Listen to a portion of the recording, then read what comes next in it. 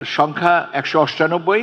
ত্রয়োদশ জাতীয় সংসদ নির্বাচন ও সংবিধান সংস্কার প্রশ্নে অনুষ্ঠিত জাতীয় গণভোটের চূড়ান্ত ফলাফল গেজেট আকারে প্রকাশ করেছে নির্বাচন কমিশন ইসি। শুক্রবার দিবাগত রাতে ইসির সিনিয়র সচিব আক্তার আহমেদ স্বাক্ষরিত গেজেট প্রকাশ করা হয়। ফরিদপুর ১। গেজেট অনুযায়ী সংবিধান সংস্কারের পক্ষে হ্যাঁ ভোট পড়েছে 4,82,660টি এবং বিপক্ষে না ভোট 2,20,71,726টি। মোট বৈধ ভোটের সংখ্যা 7,02,72,286টি। বাতিল ভোট পড়েছে 74,22,637টি। সব মিলিয়ে মোট ভোট গ্রহণ হয়েছে 7,76,95,023টি।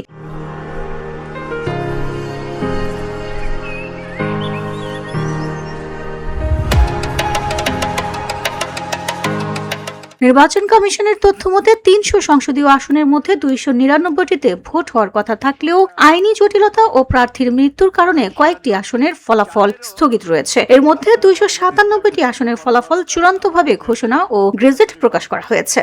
১৪৮টা কেন্দ্রের মধ্যে ৫১। উল্লেখ্য, গত বৃহস্পতিবার একযোগে জাতীয় সংসদ নির্বাচন ও সংবিধান সংস্কার বিষয়ে গণভোট অনুষ্ঠিত হয়। শুক্রবার দুপুরে ২৯৭ আসনের চূড়ান্ত ফল ঘোষণা করে ইসি। আর এখন আনুষ্ঠানিক গেজেট প্রকাশের মাধ্যমে সেই ফলাফল কার্যকর করা হলো।